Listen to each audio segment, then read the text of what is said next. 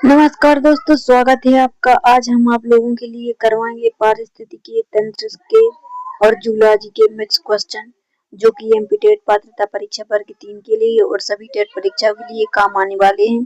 तो चलिए शुरुआत करते हैं। पहले क्वेश्चन में क्या दिया गया है? पहले क्वेश्चन में दिया गया है, देखिए पहले क्वेश्चन में दिया गया है जैव विविधता का सबसे अधिक भाग कहाँ पाया जाता है? बायोडायवर्सिटी का सबसे अधिक भाग जो है वो कहाँ पाया जाता है? ए रेगिस्तान में पाया जाता है, बी टुंड्रा में पाया जाता है, सी बरसवन में पाया जाता है और डी घास भूमि में पाया जाता है। देखिए, तो जो जैव विविधता है ना, बायोडायवर्सिटी है, इसका सबसे अधिक भाग पाया जाता है वर्षा वनों में, जहाँ सर्वाधिक वर्षा होती है ना, तो वर्षा वनों में पाया जाता है। तो इसका सही आंसर क्या हो जाएगा? वर्षा वन। इसका सही आंसर क्या हो जाएगा? वर्षा वन में पाया जाता है। चलिए अगला क्वेश्चन देखते हैं। Question number 2। क्वेश्चन नंबर 2 में क्या दिया गया है? क्वेश्चन नंबर 2 में दिया गया है खाद्य श्रृंखला फूड चेन में प्रथम उत्पादक कौन होते हैं? तो प्रथम उत्पादक कौन होते हैं? ए शाकाहारी, बी मांसाहारी, सी हरे पौधे, डी अपघटक। देखिए, खाद्य श्रृंखला फूड चेन में प्रथम उत्पादक के बारे में पूछा गया है, तो उत्पादक कौन होंगे? उत्पादक हरे पौधे होते हैं। तो इसका सही आंसर क्या हो जाएगा? हरे पौधे। इसका यह सही आंसर हो जाएगा, हरे पौधे प्रथम उत्पादक हो जाएंगे। ठीक है, चलिए अगला क्वेश्चन देखते हैं। Question number 3। क्वेश्चन नंबर 3 में क्या दिया गया है? क्वेश्चन नंबर 3 में दिया गया है पर्यावरण में नाइट्रोजन स्थिरीकरण करने वाले जीवाणु कौन से हैं? ए लैक्टोबैसिलस, बी राइजोबियम, सी एंटामीबा और डी प्लाज्मोडियम। तो बताइए क्या हो जाएगा इसका सही आंसर? बताइए पर्यावरण में नाइट्रोजन स्थिरीकरण करने वाले जीवाणु कौन से हैं? देखिए, पर्यावरण में नाइट्रोजन स्थिरीकरण करने वाले जो जीवाणु हैं वो होते हैं राइजोबियम। कौन से होते हैं? राइजोबियम। राइजोबियम कैसे होते हैं? फलीदार पौधों के साथ सहजीवी होते हैं। ठीक है, जो फलीदार पौधे होते हैं जैसे कि सोयाबीन हो गया, अरहर हो गई, है ना, ये फलीदार पौधे हैं। फलीदार पौधों के साथ कैसे होते हैं? सहजीवी होते हैं। एक और होता है एजोटोबैक्टर, ये मुक्त जीवी होते हैं। और एक होता है क्लोस्ट्रीडियम, है ना, तो ये नाइट्रोजन स्थिरीकरण के लिए काम में आने वाले जीवाणु होते हैं। ठीक है, ये नाइट्रोजन स्थिरीकरण का काम करते हैं। तो इसका सही आंसर क्या हो जाएगा? राइजोबियम। यह इसका सही आंसर हो जाएगा, राइजोबियम। ठीक है, चलिए अगला क्वेश्चन देखते हैं। Question number 4। क्वेश्चन नंबर 4 में क्या दिया गया है? क्वेश्चन नंबर 4 में दिया गया है विश्व पर्यावरण दिवस कब मनाया जाता है? ए 5 जून को, बी 22 अप्रैल को, सी 16 सितंबर को, डी 10 सितंबर को। बताइए क्या हो जाएगा इसका सही आंसर? विश्व पर्यावरण दिवस कब मनाया जाता है? इसका सही आंसर क्या हो जाएगा? बताइए। देखिए, विश्व पर्यावरण दिवस मनाया जाता है 5 जून को। कब मनाया जाता है? 5 जून को विश्व पर्यावरण दिवस मनाया जाता है। यह इसका सही आंसर हो जाएगा। चलिए अगला क्वेश्चन देखते हैं। Question number 5। क्वेश्चन नंबर 5 में क्या दिया गया है? क्वेश्चन नंबर 5 में दिया गया है पारिस्थितिकीय इकोलॉजी शब्द का प्रयोग सबसे पहले किसने किया था? बताइए, पारिस्थितिकीय शब्द का सबसे पहले प्रयोग किसने किया था? देखिए, पारिस ए में दिया गया है डार्विन ने, बी में दिया गया है कल ने, सी में दिया गया है लेमार्क ने और डी में दिया गया है अरस्तु ने। तो बताइए किसने किया था पारिस्थितिकीय शब्द का प्रयोग? देखिए, जो पारिस्थितिकीय शब्द का प्रयोग किया था वो सबसे पहले किया था अर्नेस्ट हैकल ने। इनका पूरा नाम क्या है? अर्नेस्ट हैकल इनका पूरा नाम है। देखिए, इनका पूरा नाम क्या है? Ernest Ernest Haeckel. Ernest Haeckel इनका पूरा नाम है। और इन्होंने कब प्रयोग किया था? इन्होंने किया था 1866 में। इकोलॉजी शब्द का सबसे पहले प्रयोग 1866 में किया था। यह कहाँ के वैज्ञानिक थे? यह जर्मन के थे। कहाँ के वैज्ञानिक थे? यह जर्मन के जीव वैज्ञानिक थे। कौन से वैज्ञानिक थे? जर्मन के जीव वैज्ञानिक थे, है ना, ये नोट कर लेना, जर्मन के जीव वैज्ञानिक थे। ठीक है, चलिए अब अगला क्वेश्चन देखते हैं। Question number 6। क्वेश्चन नंबर 6 में क्या दिया गया है? क्वेश्चन नंबर 6 में दिया गया है ऊर्जा का प्रवाह पारिस्थितिकीय तंत्र में किस दिशा में होता है? बताइए ऊर्जा का प्रवाह पारिस्थितिकीय तंत्र में किस दिशा में होता है? बताइए इसका सही आंसर क्या हो जाएगा? ए द्विदिशीय, बी एक दिश, सी चक्रीय और डी अनिश्चित। बताइए क्या होता है? देखिए ऊर्जा का प्रवाह पारिस्थितिकी तंत्र में एक दिशीय होता है। कैसा होता है? एक दिशीय होता है। तो इसका सही आंसर हो जाएगा एक दिशीय। ठीक है, अब देखिए सूर्य हमेशा, देखिए जो सूर्य उत्पादकों से हरे पौधों की ओर रोशनी पड़ती है, जैसे ये हो गए हरे पौधे, ठीक है, हरे पौधे हो गए, सूर्य की रोशनी पड़ती है।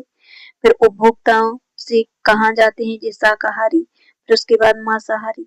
तो ये एक ही दिशा में चला जाता है। कैसे चला जाता है? एक ही दिशा में जाता है। और विभिन्न स्तरों में एक ही दिशा में ऊर्जा क्या होती है? बहती है ना। विभिन्न भूषण स्तरों में एक ही दिशा में ऊर्जा बहती रहती है। ठीक है, इससे यहाँ गया फिर यहाँ गया, है ना। जैसे कि इसमें फल लगे या कोई भी फसल पौधा ले लो, तो फसल किसने खाई? मनुष्य ने खाई, मनुष्य ने खाई या दूसरे जानवरों ने खाई, है ना। इससे उसमें गई ऊर्जा, फिर इससे दूसरे जीव में ऊर्जा गई, फिर तीसरे में गई। तो ये कैसा हो जाएगा? एक दिशीय, एक ही दिशा में जाता है। तो इसका सही आंसर हो जाएगा एक दिशीय। क्या हो जाएगा इसका सही आंसर? एक दिश। ठीक है, चलिए अगला क्वेश्चन देखते हैं। Question number 7। क्वेश्चन नंबर 7 में क्या दिया गया है? क्वेश्चन नंबर 7 में दिया गया है निम्न में से कौन अपघटक हैं? बताइए अपघटक कौन से हैं? ए काई, बी कवक, सी मछली और डी मेंढक। बताइए अपघटक कौन से हैं? देखिए काई तो अपघटक नहीं है, ना तो मछली अपघटक है और ना ही मेंढक अपघटक है। तो इसमें अपघटक हो जाएगा कवक। कवक क्या है? कवक अपघटक है। ठीक है, यह इसका सही आंसर हो जाएगा। चलिए अब अगला क्वेश्चन देखते हैं। Question number 8। क्वेश्चन नंबर 8 में क्या क्या दिया गया है? क्वेश्चन नंबर 8 में दिया गया है जैव आवर्धन। जैव आवर्धन किससे संबंधित है? बताइए जैव आवर्धन किससे संबंधित है? क्या हो जाएगा? जैव आवर्धन बायोमैग्निफिकेशन किससे संबंधित है? ए तापमान से, बी प्रदूषण से, सी वर्षा से और डी प्रकाश से। बताइए किससे संबंधित है जैव आवर्धन? देखिए जैव आवर्धन जो संबंधित होता है वो प्रदूषण से संबंधित होता है। किससे संबंधित होता है? प्रदूषण से। देखिए समझिए इसको, किससे संबंधित होता है? प्रदूषण से संबंधित होता है। प्रदूषण से कैसे संबंधित होता है? देखिए जो खाद्य श्रृंखला होती है ना, जो खाद्य श्रृंखला होती है वो डीडीटी, सॉरी ऐसा लिख देते हैं डीडीटी, पारा, है ना, डीडीटी है, पारा है या मरकरी भी बोलते हैं, पीवीसी जैसे हानिकारक, पीवीसी जैसे हानिकारक पदार्थों को, गैर बायोडिग्रेडेबल रसायन, है ना, जहरीले पदार्थों को क्या क्या होता है? इसमें किण्विक पोषण इस तरह में बढ़ता जाता है। इसलिए कैसे जैव आवर्धन कैसा होता है? प्रदूषक होता है। तो प्रदूषण से जैव आवर्धन संबंधित होता है ना। चलिए अगला क्वेश्चन देखते हैं। Question number 9। क्वेश्चन नंबर 9 में क्या दिया गया है? क्वेश्चन नंबर 9 में दिया गया है ग्रीन हाउस गैस कौन सी है? बताइए ग्रीन हाउस गैस कौन सी है? ए में दिया गया है ऑक्सीजन, बी में दिया गया है नाइट्रोजन, सी में दिया गया है कार्बन डाइऑक्साइड और डी में दिया गया है हाइड्रोजन। बताइए ग्रीन हाउस गैस कौन सी है? देखिए ग्रीन हाउस गैस कौन कौन सी है? सबसे पहले ये जान लीजिए। ग्रीन हाउस GHG, GHG गैसें कौन सी हैं? एक तो CO2 हो गई, CH4 हो गई, मीथेन हो गई, कार्बन डाइऑक्साइड मीथेन है, नाइट्रस ऑक्साइड है, N2O, है ना। तो जी कैसी हैं? जी ग्रीन हाउस गैसें हैं। ठीक है, तो क्या हो जाएगा इसका सही आंसर? इसका सही आंसर हो जाएगा कार्बन डाइऑक्साइड। क्या हो जाएगा इसका सही आंसर? इसका सही आंसर हो जाएगा carbon dioxide green house gas है। चलिए अगला क्वेश्चन देखते हैं। Question number 10। क्वेश्चन नंबर 10 में क्या दिया गया है? क्वेश्चन नंबर 10 में दिया गया है ओजोन परत किस मंडल में पाई जाती है? ए क्षोभ मंडल में पाई जाती है, बी समताप मंडल में पाई जाती है, सी आयन मंडल में पाई जाती है या डी बहिर्मंडल में पाई जाती है। बताइए क्या हो जाएगा इसका सही आंसर? ओजोन परत किस मंडल में पाई जाती है? देखिए ओजोन परत जो पाई जाती है वो पाई जाती है कहाँ पाई जाती है? समताप मंडल में पाई जाती है। ओजोन परत कहाँ पाई जाती है? समताप मंडल में पाई जाती है ना। और यह परत पृथ्वी की सतह से, जैसे ये पृथ्वी हो गई, पृथ्वी की सतह से 15 से 30 15 से 30 या 50 किलोमीटर ऊंचाई तक होती है ना। और जो ये ओजोन परत होती है ना, ओजोन परत सूर्य से आने वाली हानिकारक किरणों को पृथ्वी पर आने से रोकती है। यूवी अल्ट्रावायलेट किरण बोलते हैं उनको, पराबैंगनी किरणों को क्या बोलते हैं, यूवी किरणों को यहाँ पृथ्वी पर आने से रोकती है। यह क्या कर लेती है, यहीं पे उन किरणों को अवशोषित कर लेती है। ठीक है, यह पृथ्वी पर आने नहीं देती, जिससे जीवन की रक्षा होती है। ठीक है, क्योंकि यह बहुत हानिकारक किरणें होती हैं, अल्ट्रावायलेट किरणें, है ना, इसलिए यह उन किरणों को वहीं पर रोक लेती है, अवशोषित कर लेती है। तो ओजोन परत कहाँ पाई जाती है, ओजोन परत समताप मंडल में पाई जाती है। ठीक है, चलिए अगला क्वेश्चन देखते हैं, क्वेश्चन नंबर 11। क्वेश्चन नंबर 11 में क्या दिया गया है, रेड डाटा बुक का संबंध किससे है। रेड डाटा बुक का संबंध किससे है, ए विलुप्त प्रजातियां, बी कृषि उत्पादन, सी जल संरक्षण और डी प्रदूषण। बताइए क्या हो जाएगा इसका सही आंसर। देखिए, प्रदूषण से संबंधित तो नहीं है, ना ही जल संरक्षण से और ना ही कृषि उत्पादन से। जो रेड डाटा बुक है तो ऐसी प्रजातियों से संबंधित है जो विलुप्त हैं या विलुप्त होने की कगार पर खड़ी हैं, है ना। तो उनका विवरण इसमें दिया गया है रेड डाटा बुक में, है ना। तो विलुप्त प्रजातियों से या विलुप्त होने की कगार पर है, तो उससे संबंध है इसका। ठीक है, चलिए अगला क्वेश्चन देखते हैं, क्वेश्चन नंबर 12। क्वेश्चन नंबर 12 में क्या दिया गया है, क्वेश्चन नंबर 12 में दिया गया है जैव मंडल बायोस्फीयर में कौन शामिल है। ए केवल स्थल शामिल है, बी केवल जल शामिल है, सी केवल वायु शामिल है और डी केवल जल वायु और स्थल तीनों शामिल है। बताइए क्या हो जाएगा इसका सही। देखिए, तो इसका सही आंसर हो जाएगा, इसमें तीनों शामिल हैं, केवल स्थल तो नहीं होगा, केवल जल भी नहीं होगा, केवल वायु भी नहीं होगा। इसका सही आंसर है वो हो जाएगा जल स्थल वायु तीनों शामिल है। ठीक है, चलिए अगला क्वेश्चन देखते हैं, क्वेश्चन नंबर 13। क्वेश्चन नंबर 13 में क्या दिए गए, क्वेश्चन नंबर 13 में दिया गया है पारिस्थितिकी तंत्र का अजैविक घटक कौन सा है। ए पौधे, बी जानवर, सी जल और डी जीवाणु। देखिए, पौधे बढ़ते हैं, सांस लेते हैं, तो वो तो जैविक घटक हो गया। जानवर भी इन वृद्धि होती है, खाते हैं पीते हैं, है ना। तो यह भी क्या होगा, जीवाणु। जीवाणु का भी विकास होता है, जीवाणु में भी वृद्धि होती है, और लेकिन जल, है ना, जल क्या है, जल अजैविक घटक हो गया, है ना। जल क्या हो गया, जल अजैविक घटक हो गया। यह इसका सही आंसर हो जाएगा। चलिए अगला क्वेश्चन देखते हैं, क्वेश्चन नंबर 14। क्वेश्चन नंबर 14 में क्या दिया गया है, प्राथमिक उपभोक्ता कौन है। ए मांसाहारी, बी शाकाहारी, सी अपघटक और डी सर्वाहारी। बताइए क्या हो जाएगा इसका सही आंसर। प्राथमिक उपभोक्ता के बारे में पूछा गया है, तो प्राथमिक उपभोक्ता हमेशा कैसा होता है, शाकाहारी होता है, जो पेड़ पौधे पत्तियों को खाता है, सीधे पौधों से उत्पादकों से सीधे भोजन ग्रहण करता है, वो उत्पादकों को आहार बनाता है, तो कैसा होता है, वो शाकाहारी होता है। इसलिए इसका सही आंसर हो जाएगा शाकाहारी, है ना। प्राथमिक उपभोक्ता शाकाहारी होते हैं। चलिए अगला क्वेश्चन देखते हैं, क्वेश्चन नंबर 15। क्वेश्चन नंबर 15 में क्या दिया गया है, क्वेश्चन नंबर 15 में दिया गया है निम्न में से कौन संकटग्रस्त प्रजाति है। ए गाय है, बी शेर है, सी कुत्ता है और डी बिल्ली है। बताइए क्या हो जाएगा इसका सही आंसर।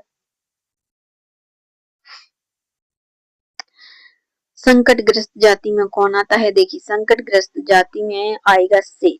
शेर कैसी जाति है, शेर संकटग्रस्त जाति प्रजाति है ना। यह संकट की कगार पर है, विलुप्त होने की कगार पर है शेर।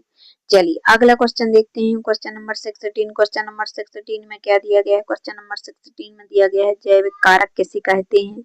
ए निर्जीव तत्वों को, बी जीवित तत्वों को, सी तापमान और डी प्रकाश। जैविक कारक बताना है। देखिए, निर्जीव तो अजैविक हो गया, शब्द से ही पता चल रहा है, तापमान भी अजैविक है, प्रकाश भी अजैविक है। लेकिन जैविक कारक की बात, तो जीवित तत्व जैविक कारक हो गया, जीवित तत्व कैसा हो गया, जैविक कारक हो गया। तो यह इसका सही आंसर हो जाएगा, जीवित तत्व जैविक कारक हो जाएगा, यह इसका सही आंसर हो जाएगा। चलिए अगला क्वेश्चन देखते हैं, क्वेश्चन नंबर 17। क्वेश्चन नंबर 17 में क्या दिया गया है, क्वेश्चन नंबर 17 में दिया गया है अम्ल वर्षा का मुख्य कारण क्या है। ए CO2, बी SO2, सी ऑक्सीजन और डी हाइड्रोजन। बताइए क्या हो जाएगा इसका सही आंसर। अम्ल वर्षा का मुख्य कारण क्या है।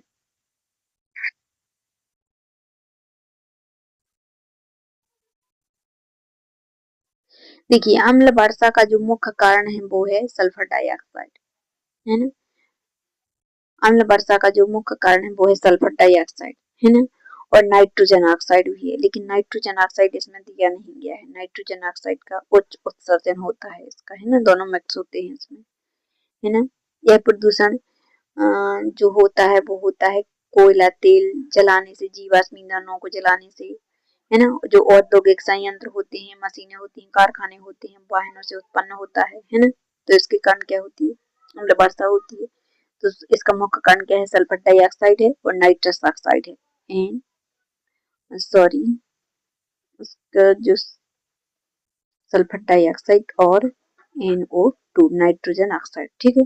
चलिए अगला क्वेश्चन देखते हैं, क्वेश्चन नंबर 18। क्वेश्चन नंबर 18 में क्या दिया गया है, क्वेश्चन नंबर 18 में दिया गया है खाद्य जाल फूड वेब क्या है, बताइए। ए एक खाद्य श्रृंखला है, बी कई खाद्य श्रृंखलाओं का जाल, और सी ऊर्जा पिरामिड, और सी जल चक्र। बताइए क्या हो जाएगा, खाद्य जाल क्या है, क्या हो जाएगा इसका सही आंसर।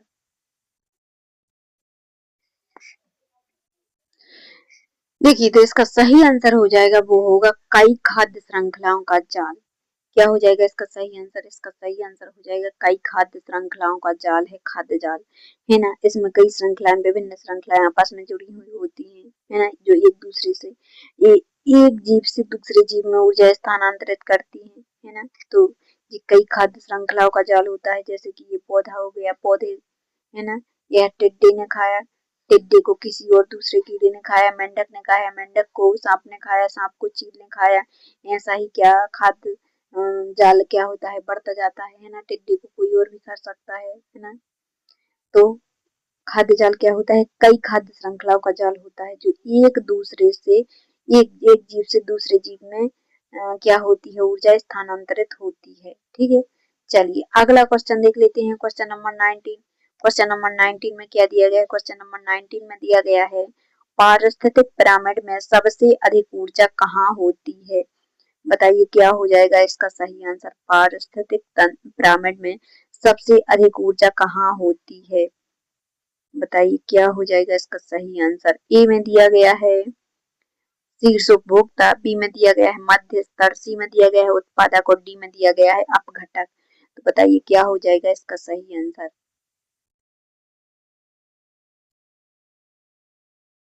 देखिए पारस्त ऊर्जा का पिरामिड कैसा होता है, ऊर्जा का पिरामिड सीधा होता है ना, नीचे चौड़ा होता है, ठीक है। तो नीचे क्या होंगे, नीचे होंगे उत्पादक, है ना, नीचे उत्पादक होंगे, फिर इधर होगी प्रथम उपभोक्ता, इधर द्वितीय उपभोक्ता, फिर तृतीय उपभोक्ता, ऐसी श्रेणी बढ़ती जाती है।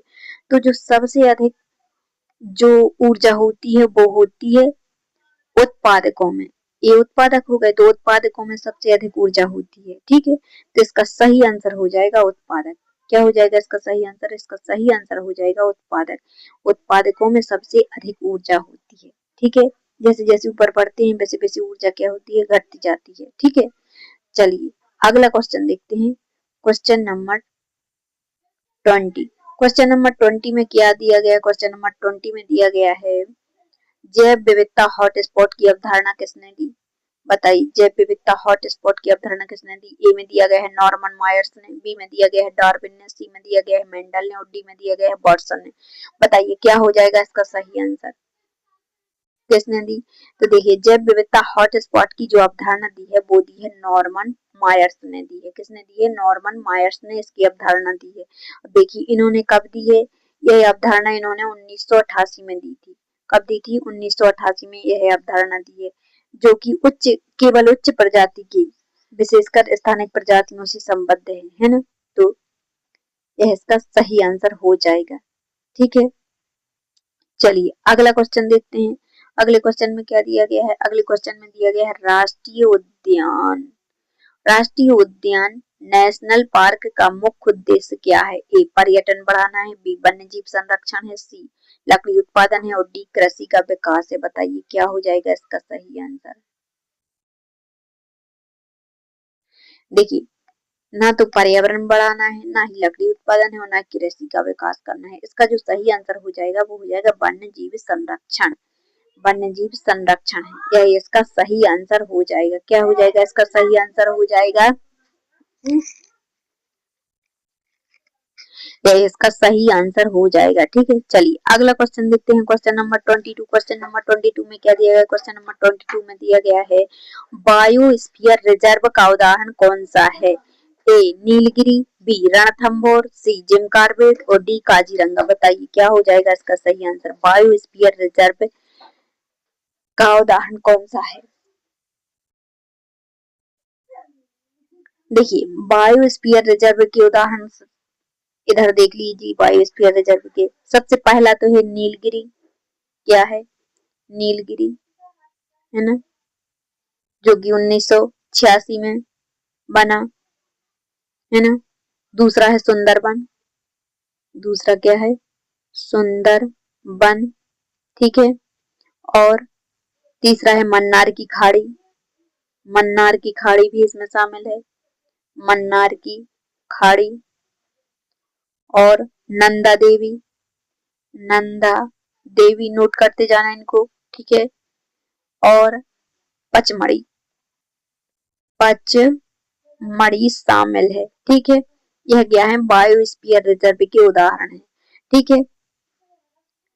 सुंदरबन में देखिए, जो ये सुंदरबन है, इस सुंदरबन में मैंग्रोव वनों के लिए प्रसिद्ध है। सुंदरबन किसके लिए प्रसिद्ध है? इसको भी ध्यान रखना है, इस पर भी क्वेश्चन बन सकता है। सुंदरबन मैंग्रोव वनों के लिए प्रसिद्ध है। किसके लिए प्रसिद्ध है? मैंग्रोव वनों के लिए प्रसिद्ध है। ठीक है। और मैंग्रोव वनों के लिए। और भारत में टोटल कितने, अगर क्वेश्चन बना कि भारत में कितने बायोस्फीयर रिजर्व हैं, तो भारत में कुल 18 बायोस्फीयर रिजर्व हैं। कितने हैं? 18 हैं। तो बायोस्फीयर रिजर्व का इनमें से कौन सा उदाहरण है? तो बायोस्फीयर रिजर्व का इनमें से नीलगिरी, यह इसका सही आंसर हो जाएगा। क्या हो जाएगा? नीलगिरी, जो कि 1986 सन का कितना है इसका? 1986। और बायोस्फीयर रिजर्व की संख्या कितनी है? 18 है। ठीक है। चलिए अगला क्वेश्चन देखते हैं। Question number 23। क्वेश्चन नंबर 23 में क्या दिया गया? क्वेश्चन नंबर 23 में दिया गया है जल प्रदूषण से सबसे अधिक प्रभावित जीव कौन सा है? ए ऊंट, बी शेर, सी मछली और डी हाथी।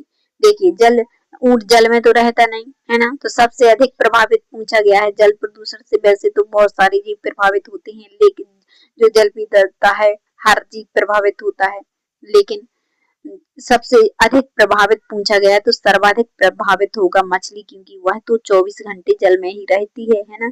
तो सर्वाधिक कौन सा प्रदूषित होगा? मछली। जल में रहने वाले सभी जीव सूक्ष्म जीव हैं, जो सभी है ना, शैवाल हो गए, मेंढक हो गए, है ना, तो ये कैसे हैं? सबसे अधिक प्रभावित हैं जल प्रदूषण से, है ना। यह इसका सही आंसर हो जाएगा। चलिए अगला क्वेश्चन देखते हैं। Question number 24। क्वेश्चन नंबर 24 में क्या दिया गया है? क्वेश्चन नंबर 24 में दिया गया है कार्बन चक्र में मुख्य गैस कौन सी है? ए ऑक्सीजन है, बी कार्बन डाइऑक्साइड है, सी नाइट्रोजन है और डी हाइड्रोजन है।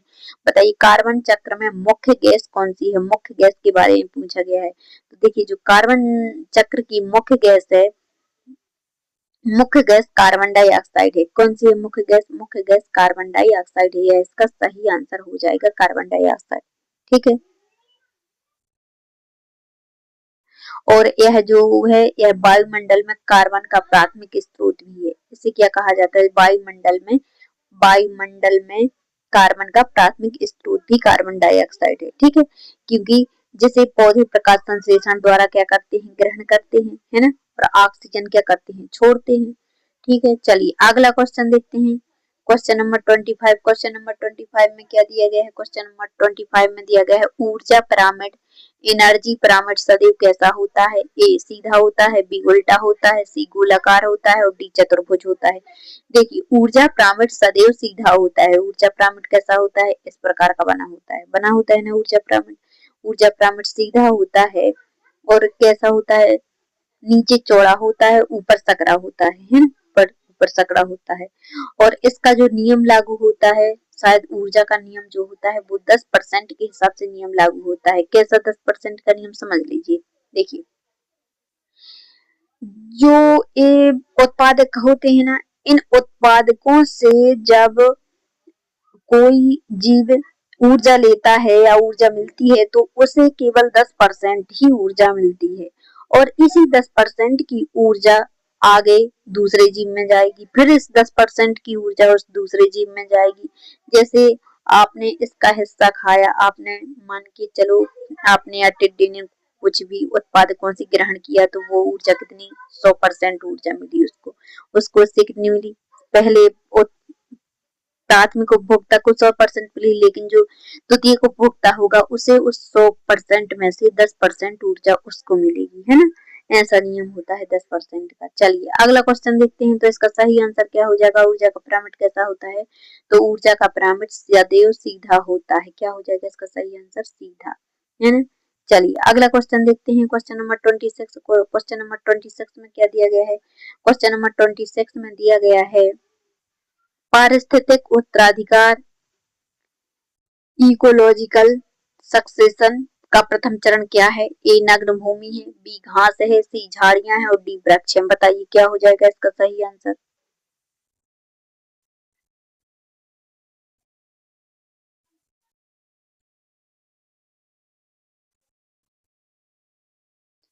देखिए पारिस्थितिकी उत्तराधिकारी का जो प्रथम चरण है वो नग्न भूमि होती है। कैसी होती है, नग्न भूमि होती है। यह इसका सही आंसर हो जाएगा, नग्न भूमि होती है ना।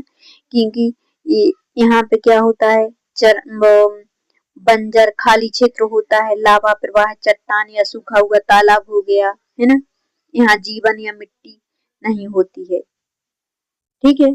तो नग्नता ये हो गई या नग्न भूमि हो गई, ठीक है। यहाँ पर कुछ नहीं होता है। चलिए अगला क्वेश्चन देखते हैं।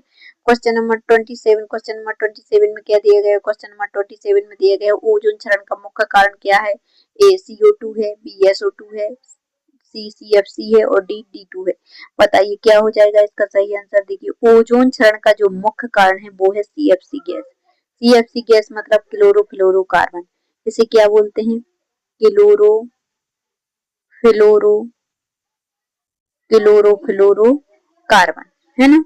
यह ओजोन क्षरण का मुख्य कारण है, ठीक है। अब देखिए जो एक क्लोरोफ्लोरो कार्बन गैस होती है ये हेलोन और कार्बन, है ना, टेट्राक्लोराइड है। कौन कौन सी है इसमें, CFC में कौन कौन सी गैस शामिल होती है। देखिए CFC में हेलोन हेलोन होती है, कार्बन होती है ना, कार्बन होती है और ट्रेटा क्लोराइड, है ना, यह शामिल होती है, ट्रेटा क्लोराइड होती है, ठीक है। और ये इसका यूज किस प्रकार होता है, जैसे कि रेफ्रिजरेटर हो गया, है ना, एयर कंडीशनर हो गया, एरोसॉल स्प्रे हो गया, इनसे यह गैस निकलती है ना, इनमें यह गैस होती है। तो ओजोन क्षरण का मुख्य कारण क्या है, ओजोन क्षरण का जो मुख्य कारण है वो है CFC, है ना, क्लोरोफ्लोरोकार्बन, है इसका सही आंसर हो जाएगा। चलिए अगला क्वेश्चन देखते हैं। अगले क्वेश्चन में क्या दिया गया, अगले क्वेश्चन में दिया गया है सर्वाहारी